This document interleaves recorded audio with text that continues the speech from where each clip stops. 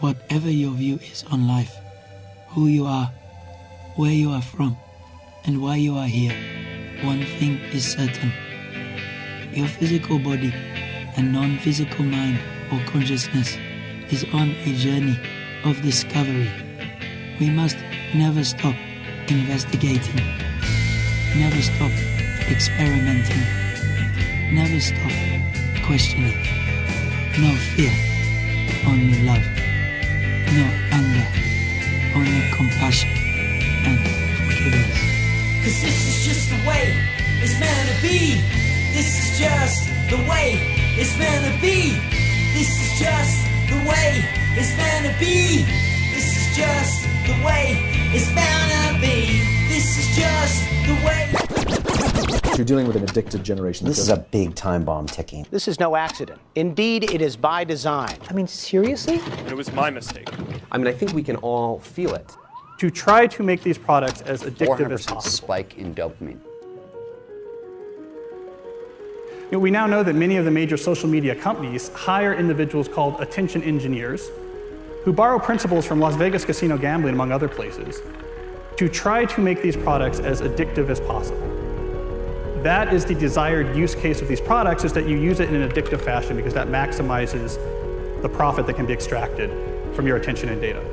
It literally is a point now where I think we have created tools that are ripping apart the social fabric of how society works. That is truly where we are. The way the technologist Jaron Lanier puts it is that these companies offer you shiny treats in exchange for minutes of your attention and bytes of your personal data, which can then be packaged up and sold. What happened is that the attention economy and this race for attention got more and more competitive. And the more competitive it got to get people's attention on, say, a news website, the more they need to add these design principles, these more manipulative design tactics, as ways of holding on to your attention. You don't realize it, but you are being programmed. Social media tools are designed to be addictive.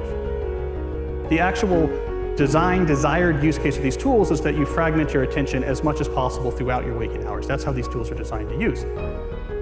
Well, we have a growing amount of research which tells us that if you spend large portions of your day in a state of fragmented attention, so large portions of your day where you're constantly breaking up your attention, take a quick glance, do a just check, and just quickly look at Instagram, that this can permanently reduce your capacity for concentration.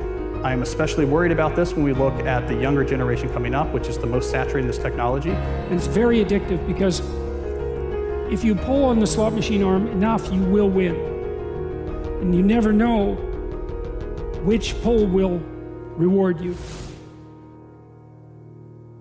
That's an addictive behavior, and it's dopamine that is driving that addiction. So what happens with social media is Robert Sapolsky, who did the foundational research on this at Stanford, calls it the magic of maybe. When you look at your phone and maybe there's a text there and maybe there's not, and you don't know, when it shows up, that high you get, that's dopamine. It's the magic of maybe. Maybe it'll be there, maybe it won't. When it shows up, you get a 400% spike in dopamine. That is roughly the same amount of dopamine as you're getting from cocaine. It's slightly less than an extremely addictive drug like cocaine. And that's what's happening. We really care what other people think of us. So for example, when you upload a new photo, a new profile photo of yourself on Facebook, that's a moment where our mind is very vulnerable to knowing what other people think of my new profile photo. And so when we get new likes on our profile photo, Facebook, knowing this, could actually message me and say, oh, you have new likes on your profile photo. And it knows that we'll be vulnerable to that moment because we all really care about when we're tagged in a photo or when we have a new profile photo. And the thing is that they control the dial, the technology companies control the dial for when and how long your profile photo shows up on other people's news feeds. So they can orchestrate it so that other people more often end up liking your profile photo over a delayed period of time, for example, so that you end up having to more frequently come back and see what the new likes are. And it's literally rewiring our brain. Even social media, the challenge is, with these terms like Facebook depression and everything. What's that? This is social media depression because whereas everyone's looking at their feed and they're comparing their lives to other people, their highlights of other people's lives. Wow. And there's actually less life satisfaction, more sadness, depression. and stuff like that. And it's interesting because if you think about things that, routinely produce a lot of dopamine, alcohol, for example, there's a drinking age, right? We have a drinking age. The alcohol releases a whole lot of dopamine. It makes you feel really, really good. We say, okay, you can have that, but you gotta wait. You gotta be 21 years old. We don't do that with social media. We're, essentially putting highly addictive drugs into the hands of kids before they have any natural defenses against them. And what you're seeing with internet addiction, with social media addiction, it's the same thing over and over. It's people trying to change their state of consciousness with a device, trying to get at the underlying neurochemical chemistry, and it's very, very addictive. And so I would say the problem with the gadgets, and I mean, they're amazing things, is that they proximately interfere with medium to long-term goals, I would say.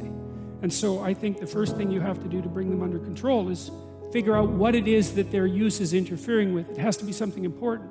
So you think, well, I want to do something important. Well, what is that? Oh, it could be personal. Maybe you want to have a relationship. You want to get married. You want to have kids. You want to have a career that's meaningful. You want to have a life. You want to have an Abrahamic adventure and be the father of nations, let's say. Well, you can't be ratting away on your cell phone and doing that. And so I think part of it is to set your sights high and make a plan and figure out who you could be and see if obsessive utilization of smartphone fits into that vision of nobility.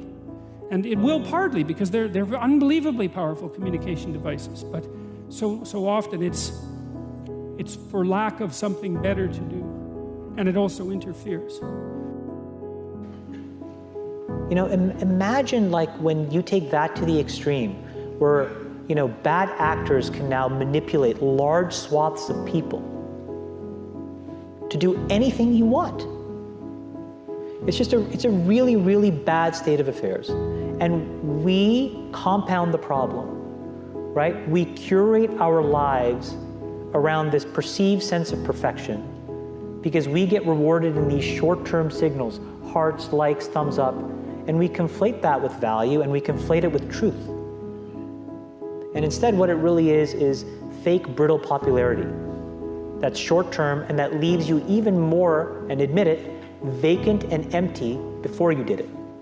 Because then it forces you into this vicious cycle where you're like, what's the next thing I need to do now? Because I need it back.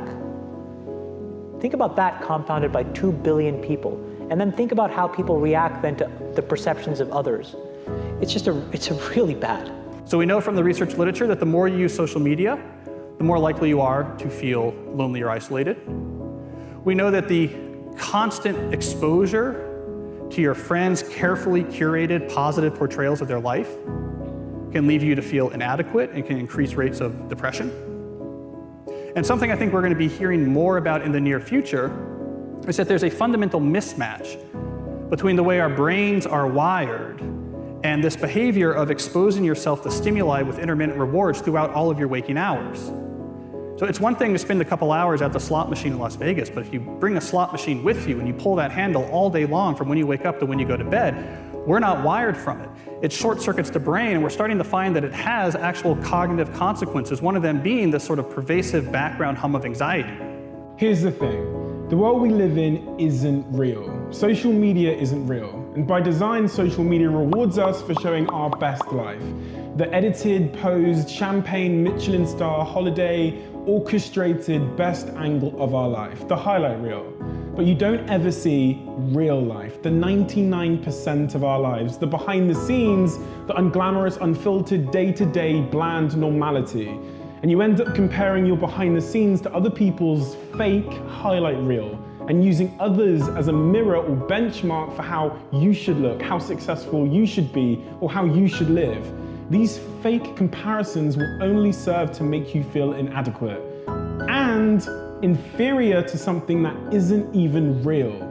Research continually shows that comparing your life to someone else's creates envy, low self-confidence, low self-esteem, and depression. You compare yourself to other people every single day, consciously or subconsciously, and no matter what I say, you're not going to stop because comparing one thing to another is a natural human thing to do. Whether we want to admit it or not, a big reason why anything has value is because there's something worse or better to compare it to. Think about it. An old brick of a mobile phone with a big aerial is only considered amazing in a world before the smartphone. The horse and carriage is only considered a phenomenal mode of transport until the car comes along. The answer isn't to stop making comparisons, because unfortunately we can't control that. But you have to change the object of your comparison.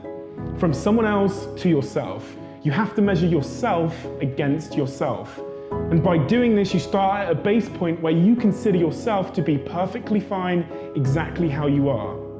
But it also is the most effective, motivating, and healthy way to work to improve yourself. You'll become your happiest self when you stop putting pressure on yourself to be more like someone else, and when you start comparing real to real. We're in a really bad state of affairs right now, in my opinion. It is eroding the core foundations of how people behave by and between each other. And I don't have a good solution. You know, my solution is I just don't use these tools anymore. I haven't for years. It's created huge tension with my friends, huge tensions in my social circles. If you look at, like, you know, my Facebook feed, I've posted maybe 2 times in 7 years. 3 times, 5 times. It's less than 10. And it's weird. I guess I kind of just innately didn't want to get programmed. And so I just tuned it out. But I didn't confront it. And now to see what's happening, it really bums me out. Back in the 1970s and the early 80s at Xerox PARC, when Steve Jobs first went over and saw the graphical user interface, the way people talked about computers and what computers were supposed to be was a bicycle for our minds. That here we are, you take a human being and they have a certain set of capacities and capabilities, and then you give them a bicycle and they can go to all these new distances. They're empowered to go to these brand new places and to do these new things, to have these new capacities. And that's always been the philosophy of people who make technologies. How do we create bicycles for our minds to do and empower us to feel and access more?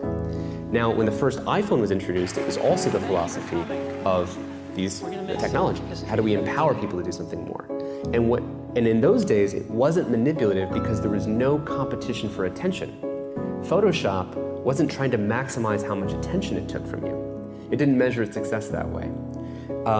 And the internet overall had been in the very beginning not designed to maximize attention. It was just putting things out there, creating these message boards. It wasn't designed with this whole persuasive psychology that emerged later. If you feed the beast, that beast will destroy you. If you push back on it, we have a chance to control it and rein it in. And it is a point in time where people need to hard break from some of these tools and the things that you rely on. The short-term dopamine-driven feedback loops that we have created are destroying how society works. No civil discourse, no cooperation, misinformation, mistruth. And it's not an American problem. This is not about Russian ads. This is a global problem. Mr. Zuckerberg, would you be comfortable sharing with us the name of the hotel you stayed in last night?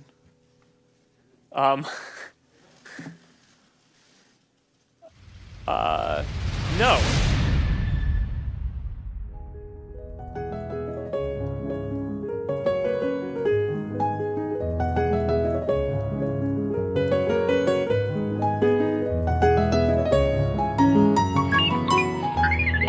Thank you for listening to the China Jedi podcast. Set aside your filters of bias. The truth is learned, never told. Do your own research. May the smile be with you.